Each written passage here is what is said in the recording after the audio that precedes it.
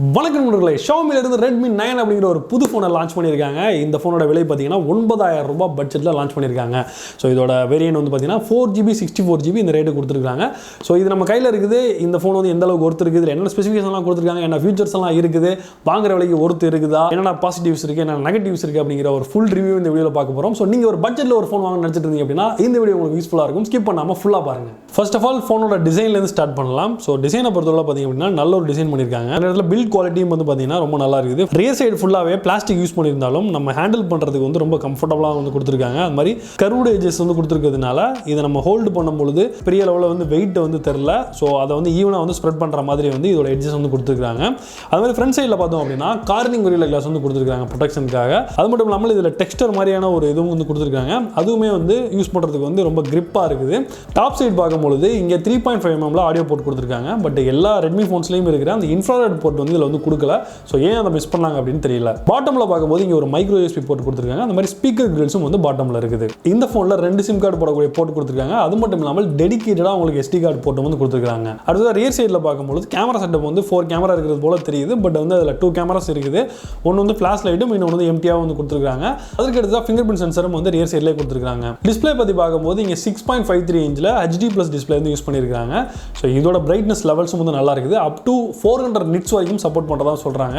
இந்த மாதிரி colour levels வந்து பார்த்தீங்கன்னா நல்லா இருக்குது. சாச்சுரேஷன் லெவல்ஸும் வந்து நல்லா இருக்குது. ஓவரால் டிஸ்பிளே பார்க்கும்போது குவாலிட்டி வைஸ் நல்லா கொடுத்துருக்காங்க. அடுத்ததாக இந்த ஃபோனில் MIUI 12 out of the box கொடுத்துருக்காங்க. ஸோ நம்ம தனியாக அப்டேட் பண்ண வேண்டியதில்லை. டிஃபால்ட்டாக நீங்கள் ஃபோன் வாங்கும் போதே அதில் MIUI 12 வந்து இருக்கும். ஸோ யூஸ் பண்ணுறதுக்கு ரொம்ப ஸ்மூத்தாகவும் ரொம்ப ஸ்டேபிளாகவும் அதே நேரத்தில் நிறைய ஃபீச்சர்ஸும் வந்து இதில் வந்து கொடுத்துருக்காங்க. MIUI 12 வந்து இதில் அவுட் ஆஃப் த பாக்ஸ் கொடுக்குறது ரொம்ப ஒரு சூப்பரான ஒரு விஷயம். இந்த ஃபோனோட வேரியன்ட்ஸ்னு பார்க்கும்போது இதில் வந்து 2 வேரியன்ட் வந்து ரிலீஸ் பண்ணியிருக்காங்க. ஒன்று வந்து 4GB RAM மற்றும் 64GB ஸ்டோரேஜ் உள்ள ஒரு வேரியண்ட்டும், அந்த மாதிரி 4GB RAM மற்றும் 128GB ஸ்டோரேஜ் உள்ள வேரியண்ட்டும் வந்து ரிலீஸ் பண்ணியிருக்காங்க. ஸோ மினிமமே அவங்க 4GB RAM வந்து இதில் வந்து கொடுத்துருக்கிறது ஒரு சூப்பரான விஷயம்னு சொல்லலாம். ஏன்னா 2GB RAM 3GB RAM அப்படிங்கும்போது உங்களுக்கு வந்து பர்ஃபார்மன்ஸ் வந்து இன்னும் லோவாக இருக்கிறதுக்கான வாய்ப்புகள் இருக்குது. ஸோ 4GB வந்து ஸ்டார்டிங்கில் அவங்க கொடுக்குறது வந்து ஒரு சூப்பரான விஷயம். So 4GB RAM 64GB வேரியண்டோட price பார்த்தீங்க அப்படின்னா 8999 ரூபாய்க்கும், 4GB RAM 128GB ஸ்டோரேஜ் வேரியண்டோட விலை பார்த்தீங்க அப்படின்னா 9999 ரூபாய்க்கும் வந்து சேல் பண்ணுறாங்க. அடுத்ததாக பர்ஃபார்மன்ஸ் வரும்போது இங்கே MediaTekோட Helio G35 அப்படிங்கிற ஒரு சிப்செட் வந்து கொடுத்துருக்காங்க. இது வந்து பார்த்தீங்கன்னா 12 நானோமீட்டரில் பில்ட் பண்ணப்பட்ட ஒரு சிப்செட். இதில் வந்து பார்த்தீங்கன்னா ஹைப்பர் என்ஜின்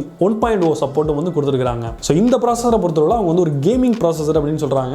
இந்த பட்ஜெட்டில், அதாவது 9000 ரூபாய் பட்ஜெட் ரேஞ்சில் ஒரு கேமிங்க்கு ஒரு நல்லா இருக்கிற மாதிரியான ஒரு ப்ராசஸர்னு சொல்லியிருக்காங்க. ஸோ நம்ம டெஸ்ட் பண்ண வரைக்கும் பார்த்தீங்க அப்படின்னா PUBG எல்லாம் வந்து ஓரளவுக்கு வந்து லேக் இல்லாமல் வந்து விளையாட முடியுது. ஸோ நான் மீடியம்லேயும் வந்து விளையாண்டு பார்த்துட்டேன், அது மாதிரி லோலேயும் வந்து விளையாண்டு பார்த்துட்டேன். மீடியம் கிராஃபிக்ஸில் நம்ம PUBG ப்ளே பண்ணும்போது ஒரு சில இடங்களில் ஃப்ரேம் ட்ராப்ஸ் வந்து இருக்குது. பட் அதே நேரத்தில் நீங்கள் லோவில் வச்சு ப்ளே பண்ணீங்க அப்படின்னா இந்த ஃப்ரேம் ட்ராப்ஸ் இஷ்யூ வந்து கிடையாது. நம்ம கண்டினியூஸாக வந்து ரொம்ப நேரம் வந்து ப்ளே பண்ணி பார்த்தா கூட ஹீட்டிங் இஷ்யூ வந்து இந்த ஃபோனில் வந்து அந்த அளவுக்கு வந்து கிடையாது அப்படின்னு சொல்லலாம். கிட்டத்தட்ட நான் வந்து ஒரு 45 நிமிஷம் வரைக்கும் தொடர்ந்து விளையாண்டு பார்த்தேன். அந்த அளவுக்கு வந்து ஒரு பெரிய இஷ்யூ வந்து தெரியல. அதே நேரத்தில் இது கேமிங் ப்ராசஸராக இருந்தாலும் இந்த பட்ஜெட்டில் வந்து பார்த்தீங்க அப்படின்னா நீங்கள் ஹெவி கேம்ஸ் எல்லாம் வந்து பயங்கரமான கிராஃபிக்ஸில் விளையாடலாம் அப்படிலாம் எதிர்பார்க்க முடியாது. அதே நேரத்தில் நீங்கள் கிராஃபிக்ஸை கம்மி பண்ணி வச்சிங்க அப்படின்னா ஓரளவுக்கு வந்து லேக் இல்லாமல் தொடர்ந்து விளையாடுறதுக்கு இந்த MediaTek G35 ப்ராசஸர் வந்து ரொம்ப யூஸ்ஃபுல்லாக இருக்குது. சில ஃபோன்ஸில் நம்ம கேம் விளையாட ஆரம்பிக்கும் போது நல்லா இருக்கும், பர்ஃபார்மன்ஸ் வந்து சூப்பராக இருக்கும். பட் கொஞ்ச நேரம் ஆக ஹீட் ஆகும்போது உங்களுக்கு வந்து பர்ஃபார்மன்ஸ் வந்து கம்மியாகிட்டே வரும். பட் இந்த ஃபோனை பொறுத்தவரை உங்களுக்கு பர்ஃபார்மன்ஸ் வந்து சஸ்டைனாக இருக்குது. அது மாதிரி நீங்கள் ரொம்ப நேரம் விளையாடும் பொழுதும் பெரிய லெவலில் பிரச்சனைகள் அடுத்தடுத்து புதுசாக கிரியேட் ஆகலை. ஓப்பனிங்கில் நீங்கள் எப்படி விளையாண்டுட்டு இருந்தீங்களோ அதே மாதிரி நீங்கள் முடிகிற வரைக்கும் வந்து விளையாடுறதுக்கான அந்த சஸ்டைன் பர்ஃபார்மன்ஸை வந்து இந்த MediaTek G35 ப்ராசஸர் வந்து தருது. இந்த ஃபோனில் இந்த ப்ராசஸர் கொடுத்துருக்கிறதுனால உங்களுக்கு dual 4G VoLTE வந்து கொடுத்துருக்காங்க. அது மட்டும் இல்லாமல் வைஃபை காலிங் வந்து சப்போர்ட் இருக்குது. அடுத்ததாக Bluetooth 5.0 வந்து கொடுத்துருக்காங்க. அடுத்து கேமரான்னு வரும்போது ரியர் சைடில் dual கேமரா செட்டப் வந்து கொடுத்துருக்காங்க. ஒன்று வந்து பிரைமரி கேமரா வந்து பார்த்தீங்கன்னா 13 மெகாபிக்சல் கேமராவும், செகண்டரி கேமரா வந்து பார்த்தீங்கன்னா 2 மெகாபிக்சல் டெப்த் சென்சிங் சென்சர் வந்து கொடுத்துருக்காங்க. ஸோ இதில் எடுக்கப்படுற ஃபோட்டோஸ் வந்து பார்த்தீங்கன்னா டே டைமில் ரொம்ப பர்ஃபெக்டாக இருக்குது. இந்த பட்ஜெட்டுக்கு எந்த அளவுக்கு நல்லா இருக்கணுமோ ஓரளவுக்கு நல்லா தான் இருக்குது. அதுக்கு நம்ம வந்து ஒரு ஃப்ளாக்ஷிப்பில் இருக்கிற பர்ஃபார்மன்ஸ் இதில் எதிர்பார்க்க முடியாது. ஓரளவுக்கு வந்து ஒரு டீசெண்டான ஃபோட்டோஸ் வந்து இதில் எடுக்க முடியுது. அதே நேரத்தில் லோ லைட்னு வரும்போது கொஞ்சம் வந்து இங்கே வந்து கிரைன்ஸ் எல்லாம் வந்து தெரிய ஆரம்பிக்குது. அது மாதிரி செல்ஃபிக்காக இங்கே 5 மெகாபிக்சல் ஒரு கேமரா கொடுத்துருக்காங்க. அதுவும் கூட வந்து ஓரளவுக்கு நல்லா இருக்குது. ரெண்டுலேயுமே வந்து AI போர்ட்ரேட் மோட்ஸ் வந்து கொடுத்துருக்காங்க. ஸோ இந்த ஃபோனில் எடுக்கப்பட்ட சில சாம்பிள்ஸை இப்போ நம்ம பார்க்கலாம். அடுத்தது பேட்டரின்னு வரும்போது இங்கே 5000 mAh பேட்டரி கொடுத்துருக்காங்க. இது வந்து ஒரு ஹியூஜான ஒரு பேட்டரின்னு சொல்லலாம். ஸோ இந்த பேட்டரியை பொறுத்தளவில் உங்களுக்கு நார்மலான நீங்கள் யூஸ் பண்ணும்பொழுது 2 நாட்கள் வரைக்கும் தாக்கு பிடிக்கிறதுக்கான வாய்ப்புகள் இருக்குது. அது மாதிரி ஹெவி யூஸ் பண்ணிங்க அப்படின்னா அதிகபட்சமாக உங்களுக்கு வந்து 1 நாள் வரைக்கும் வந்து கண்டிப்பாக வந்து தாங்கும். அது மட்டும் இல்லாமல் இந்த பேட்டரியில் லைஃப் ஸ்பேனை வந்து இன்க்ரீஸ் பண்ணியிருக்காங்க. ஸோ நீங்கள் வேறு பிராண்ட்ஸை கம்பேர் பண்ணும்போது அதிகபட்சமாக 25% வரைக்கும் ரீசார்ஜ் சைக்கிளை வந்து இன்க்ரீஸ் பண்ணியிருக்காங்க. சொல்லப்போனால் நீங்கள் 0லேருந்து 100 வரையும் சார்ஜ் பண்ணுறது 900 தடவை வந்து நீங்கள் வந்து சார்ஜ் பண்ணிக்கலாம். ஸோ அதிகபட்சமாக இந்த பேட்டரி வந்து உங்களுக்கு 3 வருஷம் வரைக்கும் தாக்கு பிடிக்கும். ரொம்ப நாள் யூஸ் பண்ணணும் அப்படின்னு நினைச்சீங்க அப்படின்னா இந்த பேட்டரி வந்து உங்களுக்கு ரொம்ப யூஸ்ஃபுல்லான ஒரு விஷயமா இருக்கும். அடுத்ததாக இவங்க பாக்ஸ்லேயே 10 வாட்ஸ் சார்ஜர் கொடுத்துருக்காங்க. அதாவது 5 வோல்ட் 2 ஆம்பியர் சார்ஜர் வந்து கொடுத்துருக்காங்க. ஸோ இது மூலமாக நம்ம சார்ஜ் பண்ணும்போது ரொம்ப வந்து டைம் எடுக்குது, அதிக டைம் வந்து எடுக்குதுன்னு சொல்லலாம். வேறு சார்ஜர் அதிகமான ஃபாஸ்ட் உள்ள சார்ஜர் யூஸ் பண்ணோம் அப்படின்னா ஒரு ஃபாஸ்ட் சார்ஜ் ஆகுதாங்கிறது தெரியல. பட் இவங்க பாக்ஸில் வந்து 10 வாட்ஸ் சார்ஜர் வந்து கொடுத்துருக்காங்க. ஏற்கனவே சொன்ன மாதிரி இந்த ஃபோனில் ஃபிங்கர் பிரிண்ட் சென்சர் வந்து ரியர் சைடில் வந்து கொடுத்துருக்காங்க. அதோட ஃபாஸ்ட் வந்து பார்த்தீங்கன்னா ரொம்ப நல்லா இருக்குது. இப்போ வந்த ஃபோன்ஸ்லேயே வந்து ஓரளவுக்கு நல்லா ஃபாஸ்ட்டாக இருக்குன்னு சொல்லலாம். நீங்களே பாருங்கள் எவ்வளோ ஸ்பீடாக வந்து ஓப்பன் ஆகுதுன்னு பாருங்கள். அடுத்தது வந்து பார்த்தீங்கன்னா இதில் P2I கோட்டிங் வந்து கொடுத்துருக்காங்க. ஸோ வந்து ஸ்பிளாஷ் வாட்டர் வந்து ஸ்பிளாஷ் ஆகுது, இது மாதிரி தண்ணி தெரிக்குது அப்படிங்கும்பொழுது பெரிய லெவலில் போர்டில் வந்து இஷ்யூ ஆகாமல் இந்த P2I நானோ கோட்டிங் வந்து நமக்கு வந்து ஹெல்ப் பண்ணும். அடுத்தது அதில் ஒரு ஹைலைட்டான ஒரு விஷயம் சொல்லணும் அப்படின்னா இதோட சார் வேல்யூ. ஸோ இதோட சார் வேல்யூ பார்த்தீங்க அப்படின்னா ரொம்ப ஆச்சரியப்படுவீங்க. ஏன் அப்படின்னா அதோட சார் வேல்யூ அந்தளவுக்கு கம்மியாக கொடுத்துருக்காங்க. லேட்டஸ்ட்டாக நம்ம பார்த்தா சாம்சங் M31s பார்த்தீங்க அப்படின்னா ரொம்ப அதிகமான சார் வேல்யூ வந்து கொடுத்துருந்தாங்க. பட் இந்த ஃபோனை பொறுத்தவரை உங்களுக்கு வந்து சார் வேல்யூ வந்து பார்த்தீங்கன்னா ஹெட்டுக்கு வந்து 0.506 வாட்ஸ் பர் கிலோகிராம் தான் இருக்குது. கிட்டத்தட்ட வந்து 1.6 வரைக்கும் வந்து இந்தியாவில் வந்து அலோட் பண்ணியிருக்காங்க. பட் இவங்க வந்து பார்த்தீங்கன்னா 0.506 வந்து கொடுத்துருக்கிறது ரொம்ப ஒரு ஆச்சரியத்தை வந்து ஏற்படுத்துது. அடுத்தது அந்த ஃபோனில் ஒரு முக்கியமான ஒரு மைனஸ் என்னன்னு பார்த்தீங்கன்னா இது வந்து ஜைரோஸ்கோப் சென்சர் வந்து இல்லை. ஸோ ஜைரோஸ்கோப் இல்லாதனால நீங்கள் விஆர்லாம் பயன்படுத்தி இதில் வந்து இப்போ நீங்கள் ஏதாவது பார்க்கணுன்னா பார்க்க முடியாது.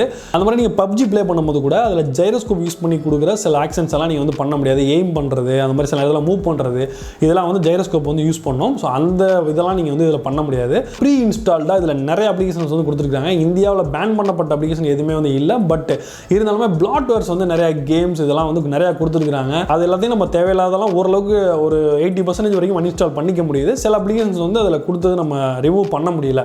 ஸோ அது வந்து இந்த ஃபோனில் வந்து சில மைனஸ் அப்படின்னு சொல்லலாம். ஓவரால் இந்த ஃபோனை பற்றி பார்க்கும்போது இதில் 4GB RAM வந்து மினிமம் கொடுத்துருக்கிறது ஒரு நல்ல ஒரு ப்ளஸ் பாயிண்டாக இருக்குது. அதே மாதிரி இதில் கொடுத்துருக்கிற 5000 mAh பேட்டரியும் வந்து ரொம்ப ஒரு ஹியூஜான ஒரு பேட்டரியாக கொடுத்துருக்காங்க. அதுக்கடுத்து MIUI 12 வந்து அவுட் ஆஃப் த பாக்ஸ் கொடுத்துருக்கிறதும் வந்து ஒரு சூப்பரான ஒரு விஷயம். நீங்கள் அப்டேட்லாம் பண்ண வேண்டியதில்லை, அதுக்காக வெயிட் பண்ண வேண்டிய அவசியமும் வந்து கிடையாது. ஸோ நீங்கள் வாங்கும் பொழுதே MIUI 12 இருக்கிறது ஒரு சூப்பரான ஒரு விஷயம். மாதிரி கேமரா பொறுத்தவரைக்கும் ஒரு டீசெண்டான கேமரா கொடுத்துருக்காங்க. அவர் பர்ஃபார்மன்ஸ்னு வரும்போது பார்த்தீங்கன்னா ஒரு டீசெண்டான பர்ஃபார்மன்ஸ், கண்டிப்பாக வந்து ஒரு ஹையரான பர்ஃபார்மன்ஸை நீங்கள் எதிர்பார்க்கவே முடியாது இந்த பட்ஜெட்டில். ஸோ ஒரு டீசெண்டான ஒரு பர்ஃபார்மன்ஸ் நம்ம சொல்லலாம். நல்ல ஒரு ஃபாஸ்டரான ஃபிங்கர் பிரிண்ட் வந்து கொடுத்துருக்காங்க. அதே மாதிரி சார் வேல்யூவும் பார்த்தீங்க அப்படின்னா ரொம்ப ஒரு கம்மியான சார் வேல்யூ வந்து இருக்குது. அடுத்த மைனஸ்னு பார்க்கும்போது இதில் மைக்ரோ USB கொடுத்துருக்காங்க. அதை வந்து டைப் C வந்து கொடுத்துருக்கலாம். இதில் ஜைரோஸ்கோப் சென்சரும் வந்து கொடுக்கல, அதுவும் வந்து ஒரு முக்கியமான விஷயம். ஸோ அது மாதிரி எப்பயுமே ரெட்மியில் கொடுக்குற அந்த இன்ஃப்ராரெட் சென்சரும் வந்து இதில் வந்து கொடுக்கல. ஸோ இப்போ நம்ம பார்த்து இந்த விஷயங்கள்லாம் ஒதுக்கி வச்சுட்டு இந்த ஃபோனை பார்த்தோம் அப்படின்னா ஓரளவுக்கு வந்து இந்த பட்ஜெட்டுக்கு ஒரு டீசெண்டான ஃபோன் சொல்லலாம். இந்த ஃபோனை நீங்கள் வாங்கணுமா வேணாமா அப்படிங்கிறத நான் சொல்லலாம். நான் சொன்ன பாயிண்ட்ஸ் வச்சு உங்களுக்கு இந்த ஃபோன் வேணுமா வேணாமா அப்படிங்கிறத நீங்கள் முடிவு பண்ணிக்கோங்க. இந்த ஃபோன் பற்றி நீங்கள் என்ன நினைக்கிறீங்க அப்படிங்கிறத வந்து கீழே கமெண்ட் பண்ணுறதுக்கு மறக்காதீங்க. இந்த வீடியோ உங்களுக்கு யூஸ்ஃபுல்லாக இருக்கும்னு நினச்சிங்க அப்படின்னா உங்களுடைய ஃப்ரெண்ட்ஸ்க்கு இந்த வீடியோ ஷேர் பண்ணுங்கள். இந்த வீடியோ நீங்கள் பொறுமையாக ஸ்கிப் பண்ணாமல் இவ்வளோ நேரம் பொறுமையாக பார்த்ததுக்கு ரொம்ப நன்றி. ஸோ நீங்கள் இந்த மாதிரி வீடியோ பார்க்கும்பொழுது நம்மளுடைய சேனலுடைய வளர்ச்சிக்கு அது வந்து ரொம்ப யூஸ்ஃபுல்லாக இருக்கும். ஸோ நீங்கள் எப்போ நம்ம சேனலில் வர வீடியோஸை பார்த்தாலும் மேக்ஸிமம் ஸ்கிப் பண்ணாமல் பார்க்க ட்ரை பண்ணுங்கள். மீண்டும் ஒரு இன்ட்ரெஸ்டிங்கான வீடியோ சந்திப்போம். நான் Johnson from Tamil today tech. நன்றி, வணக்கம்.